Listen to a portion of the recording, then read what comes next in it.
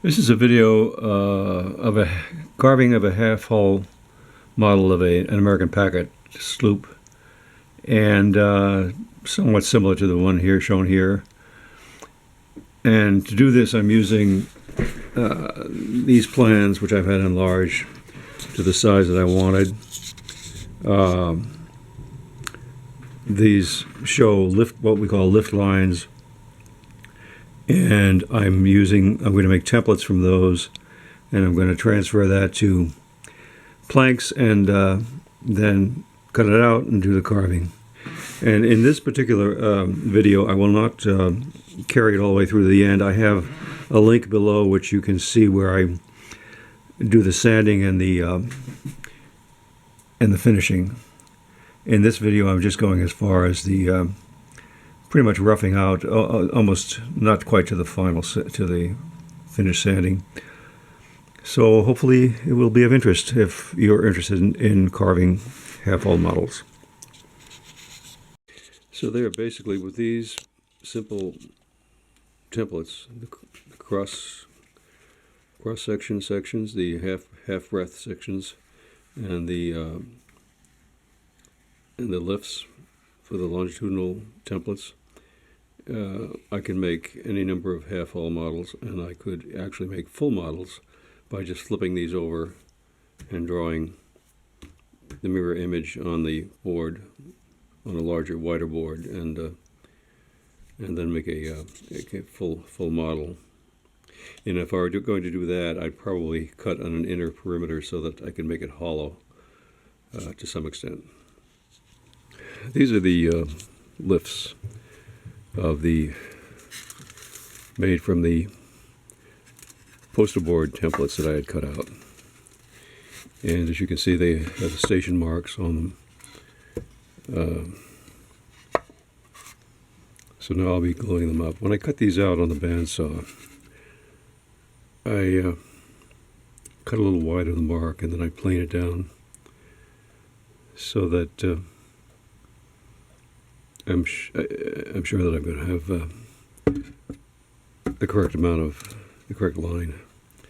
It's very easy to go off the line when you're on the bandsaw, so it's better to cut a little wide of the line and then plane it down or use a spoke shave. When I glue these up, I tend to use a little more glue than you might think was necessary. It's better to have a little more than a little less.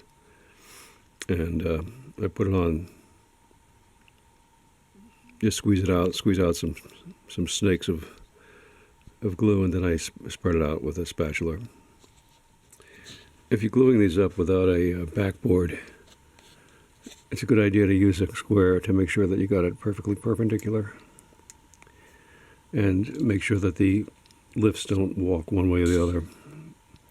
I slide them as I glue. One thing you want to do when you're doing this kind of work is make sure you have enough clamps and the proper types of clamps. I can see that I need to have some deeper throated clamps with wide spans to take in some of these small lifts on the bottom. But clamps are definitely essential in boat building and also in model making. I have clamps, I have clamps, I have clamps. But what good is it if I don't have the right clamps? I needed a longer, deeper throated clamp with a wide span to get this bottom lift on properly. I barely am making it, but I think it'll be all right. The other thing is too, to make sure that the whole business doesn't shift on you. It's fairly good, because this can be somewhat avoided if you have an L-shaped backboard that you can just push this up against. But in this case, I did not do that, so we'll see what happens. One thing I enjoy about these models, making these half-hull models, is the beauty of the lines of the boats, the way they just blend into each other. There's a small model that I'm still finishing up. It's a a model of an English bally, and the ballies were actually, the term comes from boiling, boilie. They were shrimp boats, and they would have a boiler on board, and they would boil the shrimp while they're still out at sea. And they were used in the mouth of the Thames River in near London, and I don't know, I guess they're not used anymore, I don't know. This dates from the turn of the century, 1920s and so forth. So it's a nice, quite a number of these are used as traditional yachts. They have a nice straight keel and reasonably shallow draft and full-bodied. Handsome boats. I like them. Wouldn't mind having a real one. So this is what it looks like, all glued together. I've cleaned up the back a little bit. And now you begin to see the basic shape. And this portion in here in the stern is going to take some care and carving. So now the next thing I'm going to do is trace the profile view onto the, this has a raised deck near the stern, so I'll work this out. Here I've attached a cleat to hold it in the vise while I carve the other side.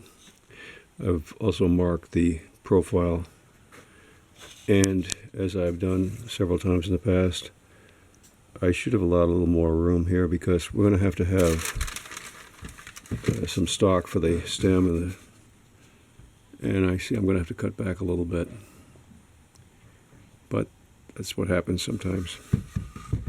It'll work out all right. Here it is in the vise. At this point I've got to stop and make some templates of the half-breadth profiles so that I can check as I go to make sure I'm conforming to the actual shape of the hull, particularly here in the stern. It's going to be a bit tricky. Here I'm making templates, cardboard templates that I'm going to use to shape the hull. I'm tracing these using carbon paper. I've made tracings from half-breadth sections. I haven't done all of them. I've only selected principal ones, which I then transferred to this poster board, and I'll cut them out and I'll have templates to use. As I carve the model, I will be able to see how close I am to the correct shape.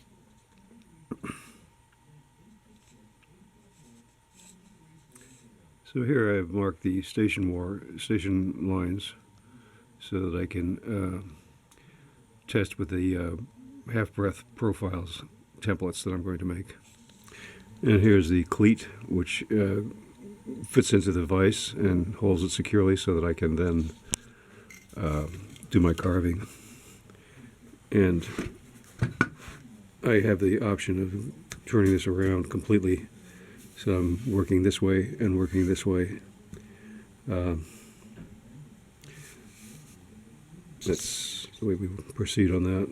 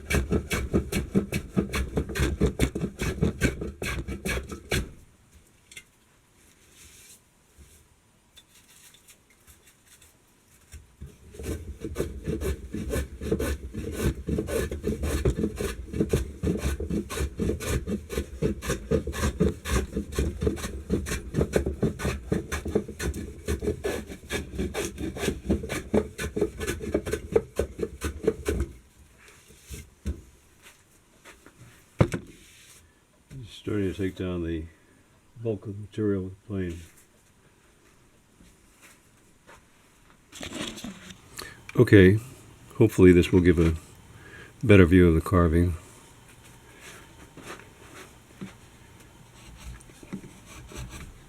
I want to carve down to the joint line and not below it. And I want to be careful that I carve across the grain a little bit so I don't create any gouges that are going too deep. So when you have tight curves like this.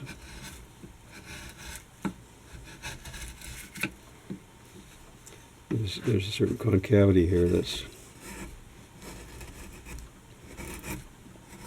a little tricky.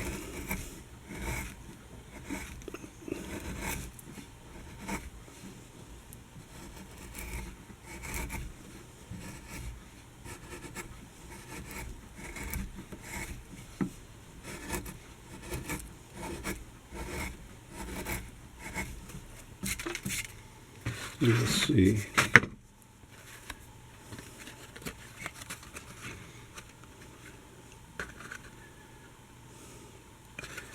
It's coming along.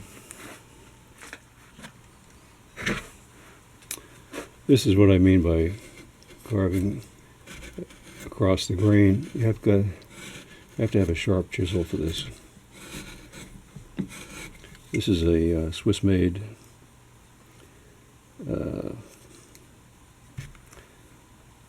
which I'm very pleased with.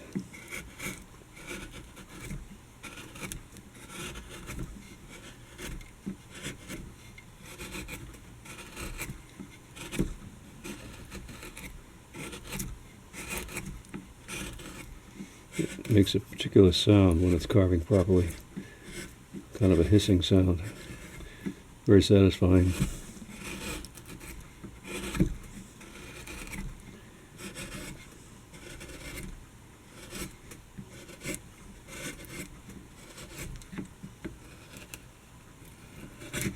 You always want to be conscious of which way the grain is going so you don't have any tear-outs.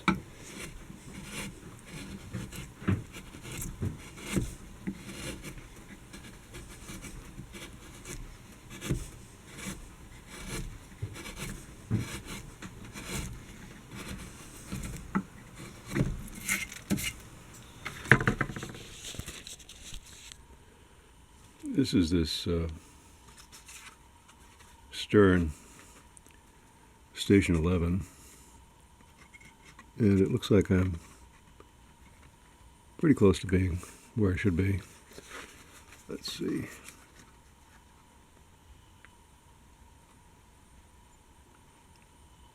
It's beautiful, beautiful lines here. So this needs another lift here, another thickness, maybe even two, to bring the transom up to. And then there's a raised poop will then come down. I'll have to cut the shear along here. And I've got the bow needs some work. One thing is to leave this room here for this flat for the kelson and the stem and stern post. I might have to do a little work here because I made this a bit too fine. In fact, I think I'm going to splice in a new piece right in here. And it should work out okay. And the gluing up, this came off a little bit off center. I'll work it out. This shows how I've changed my block to hold it in the vise at a different position.